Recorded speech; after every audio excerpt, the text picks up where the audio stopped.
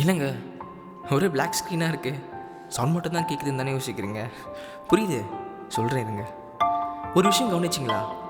நம்மளால் ஒரு நிமிஷம் கூட விஷுவல் இல்லாமல் பிளாக் ஸ்க்ரீனை பார்க்க முடியல. ஆனால் நிறைய பேர் தன் வாழ்க்கையவே இப்படி தாங்க பார்க்குறாங்க, ஏன் வாழ்ந்து முடிக்கிறாங்க. ஆமாங்க, நான் பிளைண்டை பற்றி தான் பேசிக்கிட்டு இருக்கேன். கண்ணு தெரிஞ்ச நம்மளே சில சமயம் ரோடை கிராஸ் பண்ண தடுமாறுறோம்.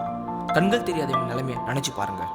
இன்னும் நிறைய பிளைண்ட் டிராஃபிக்கான இந்த ரோட்டில் நடந்து தன் உயிரை பணைய வச்சு ஒரு வேளை சாப்பாடுக்காக ரயில்வே ஸ்டேஷன்லையும் பிளாட்ஃபார்ம்லேயும் ஊதவச்சியும் புக்ஸும் விற்றுக்கிட்டு தாங்க இருக்காங்க. ஏழையோ பணக்காரனோ நல்லவனோ கெட்டவனோ ஏதோ ஒரு விதத்தில் நம்ம இந்த உலகத்தை பார்த்து ரசிச்சுட்டு தாங்க இருக்கோம். ஆனால் இவங்க என்ன பாவம் செஞ்சாங்க? இவங்களுக்கு மட்டும் ஏன் இந்த நிலைமை? கொஞ்சம் யோசிங்க. சரி, இந்த நிலைமையை நம்மளால் மாற்ற முடியுமா? நம்மளால் அவங்களுக்கு உதவி செய்ய முடியுமா?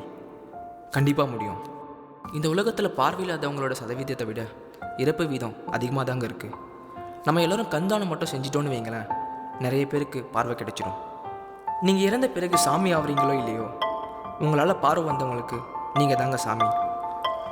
நீங்கள் வாழும்போது யாருக்கும் உதவி பண்ணாதவங்கள கூட இருந்துட்டு போங்க. ஆனால் இந்த உலகத்தை விட்டு பிரிகிறதுக்கு முன்னாடி தயவு செஞ்சு கண்தானம் மட்டும் பண்ணிட்டு போங்க. நம்ம இறந்த பிறகு நம்ம கண்ணை மண்ணில் புதைக்கிறத விட யாருக்காவது விதைச்சிட்டு போகலாம். ஏன்னா தானத்திலேயே மிக உயர்ந்த தானம் கண்தானம் தாங்க.